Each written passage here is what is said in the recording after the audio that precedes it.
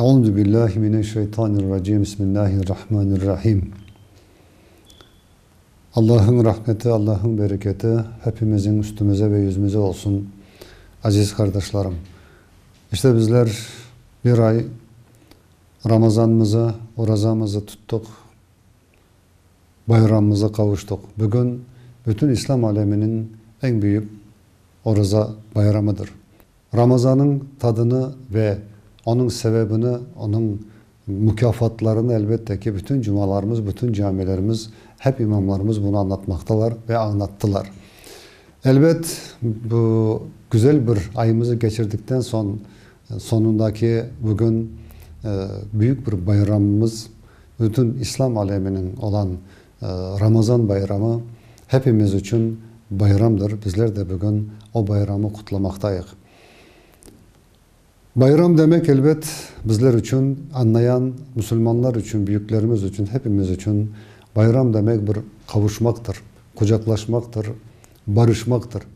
Elbette ki bizler de o atalarımızdan beri bir yana kadar gelen o bizim geleneğimiz, bizler camilerimizde o bayramımızı, namazımızı kılarak ve hepimiz toplu olarak musafahalaşır ve bayramlaşır, birbirimizi bayramdan hayırlarak.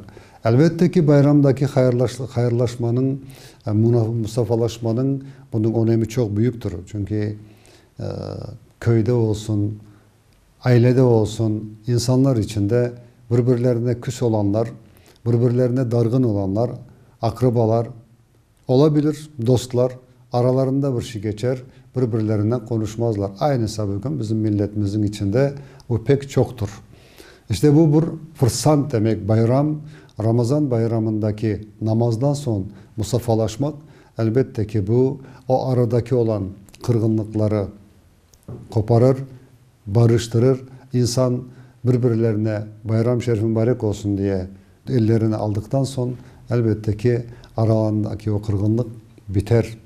Gene dostluk, gene birlik, beraberlik başlar. İşte bu bize atalarımızdan gelen büyük bir, güzel bir gelenektir. Bunu yapmamız gerekir. Bu bayram sebebiyle eğer iki ailenin, iki korantanın, iki ağa kardeşin, abla kardeşlerin araları birleşecekse ne güzel bir bayramdır. Ne güzel bir namazdan sonra musafahalaşmaktır. Elbette ki bunu yapmamız gerekir. Çünkü Müslümanın 3 günden çok birbirlerine dargın ve kırgın olamazlar. 4. günü mutlaka birbirlerini affeder, bağışlarlar, gene hayatlarına devam ederler. Bayramımızın ikinci bir kısmına bakacak olsak, bizim geçmişlerimiz, bu dünyayı terk eden akrabalar, ana babalar, ağalarımız, her türlü hepimizin ailemizde bunlar vardır. Onlar da unutulmayacak, dualar edilecek, hatimler edilecek.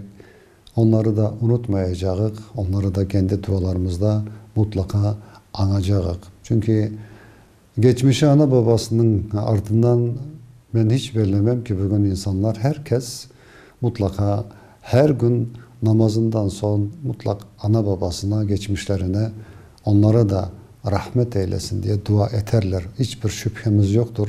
Öyle de devam etmemiz gerekir. Çünkü yarın bizler de onlara varacağız. Bizler de onlara misafir olarak biz de oraya koşulacağız. Bizim de ardımızdan, biz bugün duamızı yaparsak bizim de ardımızdan mutlaka duacılarımız olacaktır. Aziz müminler, saygılı vatandaşlarım, aziz Müslümanlar. Elbet bizler en muhtaç olduğumuz tek bir şeyimiz var. Bu dünyada, yalancı dünyanın zevkinde tek bir muhtaç olduğumuz şey, o da birlik, beraberliktir. Her şeyimiz var. Allah'tan ne istedik ki Allah bize vermedi. Bütün şeyimiz var ama en muhtaç olduğumuz şeyimiz birlik, beraberliğe muhtaçız. Fukarelerimize, öksüzlerimize, yoksuzlarımıza elimizi uzatmak, yardım etmek, fitr sadakalarımızı toplamak, elbette onlar da beklerler. Aramızdaki yaşayan bizlerden beraber hasta evlatlarımız, hasta insanlarımız, onlar da pek çok. Çünkü bizim kapımızda hiç boş olmuyor. O insanlar her gün kapımızdadır. Lütfen sizlere ricamız bu ki unutmanız, o hastalar da bizimdir, o yetimler de bizimdir, bizler. İşte benim söylediğim birlik, beraberlik diyen muhtaçlık budur. Bizler ne kadar birlik, beraber olursak o kadar güçlü oluruz. O kadar da o insanlarımıza, muhtaçlara bol bol yardımlarımızı etmeye elimizden gelecektir. Yardım elimizi uzatabileceğiz. Üçüncü meselemiz de Kırım'daki yaşayan bol, Allah veren bir zengin olan insanlarımıza. Onlar da unutmasınlar ki onlara veren o bereketi, o rızkı, o kısmeti, o baylığı veren Allah'tır. Unutmanız ki zekatınız, sadakalarınızı vermek asla unutmanız. Onu size veren Allah her zaman zenginliğimizi, paramızı, kendimizi koruyan o zekattır, o sadakalardır. Allah hepinizden razı olsun.